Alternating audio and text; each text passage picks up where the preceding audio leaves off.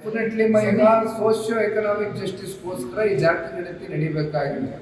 But ಅಂತಿಮವಾಗಿ ಇಲ್ಲಿ ಯಾರ ಸೋಷಿಯೋ ಎಕನಾಮಿಕ್ ಜಸ್ಟಿಸ್ ಕೂಡ ಆಗ್ತಾ ಇಲ್ಲ. ಇಲ್ಲಿ ಆಗ್ತಾ ಇರ್ತಕ್ಕಂಥದ್ದು ಓನ್ಲಿ ಪೊಲಿಟಿಕಲ್ ಅಜೆಂಡಾನ ಮುಂದಿಟ್ಕೊಂಡು ನಿಮ್ಮ ರಾಜಕಾರಣದ ಮುಂದಿನ ಭವಿಷ್ಯವನ್ನು ಕಟ್ತಕ್ಕಂಥದ್ದಕ್ಕೆ ಇವತ್ತು ಕೆಲವೊಂದಷ್ಟು ಬಹುಸಂಖ್ಯೆಯ ಜಾತಿಗಳನ್ನ ಕಮ್ಮಿ ತೋರಿಸ್ತಕ್ಕಂಥದ್ದು, ಮತ್ತೆ ಕೆಲವೊಂದಷ್ಟು ಜಾತಿಗಳನ್ನ ನೀವು ಮೇಲೆತ್ತಕ್ಕಂಥ ಕೆಲಸ ಮಾಡ್ತಿದ್ದೀರಿ ಅಂತಕ್ಕಂಥದ್ರೆ ಇದು ನಿಜಕ್ಕೂ ಕೂಡ ಪ್ರತಿಯೊಬ್ಬರ ಮನಸ್ಸಿನಲ್ಲೂ ಕೂಡ ಪ್ರಶ್ನೆ ಅಂತೂ ಉದ್ಭವ ಆಗಿದೆ. ಜಾತಿ ಗಣತಿ ಸೋಷಿಯೋ ಎಕನಾಮಿಕ್ ಜಸ್ಟಿಸ್ಗೋಸ್ಕರ ಮಾಡಬೇಕಾಗಿದೆ.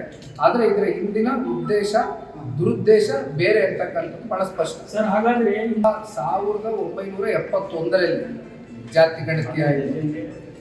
ಈಗ ಅಲ್ಲಿಂದ ಇಲ್ಲಿಯವರೆಗೂ ಈಗ ಕೇಂದ್ರ ಸರ್ಕಾರ ಮತ್ತೆ ಕೈಗೆ ಎತ್ಕೊಂಡಿದ್ದಾರೆ ಜನಗಣತಿ ಮಾಡುವುದು ಅಂತಕ್ಕಂಥದ್ದು.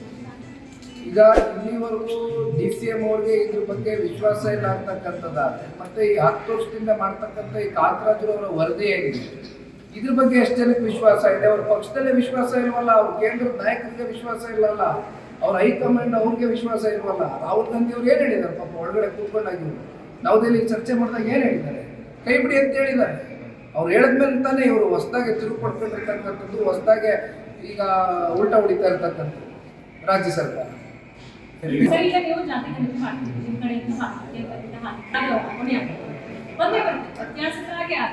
ಅಂಕಿ ಅಂಶಗಳನ್ನ ವ್ಯತ್ಯಾಸ ಬರದೇ ಇರತಕ್ಕಂಥ ನಿಟ್ಟಿನಲ್ಲಿ ಟೆಕ್ನಿಕಲ್ ಗ್ರೌಂಡ್ಸ್ನ ಮೀಟ್ ಮಾಡಿ ವೈಜ್ಞಾನಿಕವಾಗಿ ವರದಿ ರಿಪೋರ್ಟ್ ಮಾಡಬೇಕಾಗಿದೆಯಮ್ಮ. ಒಂದು ಸೋಷಿಯೋ ಎಕನಾಮಿಕ್ ಜಸ್ಟಿಸ್ನ ನಾವು ಕೊಡಬೇಕಾಗಿರ್ತಕ್ಕಂಥವ್ರು ಎಂಥವ್ರಿಗೆ?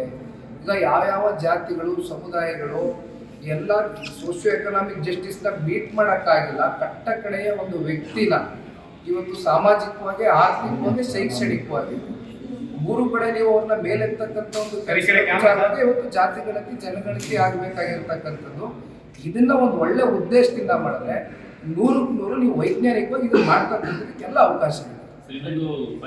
ಲೇಟೆಸ್ಟ್ ಹಾಗೂ ಇಂಟ್ರೆಸ್ಟಿಂಗ್ ಸುದ್ದಿಗಳಿಗಾಗಿ ಬಾಸ್ ಟಿವಿ ಕನ್ನಡ ಚಾನೆಲ್ನ ಸಬ್ಸ್ಕ್ರೈಬ್ ಮಾಡಿ. ಹಾಗೆಯೇ ಬೆಲ್ ಐಕಾನ್ ಪ್ರೆಸ್ ಮಾಡಿ. ಇದರ ಜೊತೆಗೆ ಫೇಸ್ಬುಕ್, ಇನ್ಸ್ಟಾಗ್ರಾಮ್, ಎಕ್ಸ್ನಲ್ಲೂ ಮಿಸ್ ಮಾಡದೆ ಫಾಲೋ ಮಾಡಿ.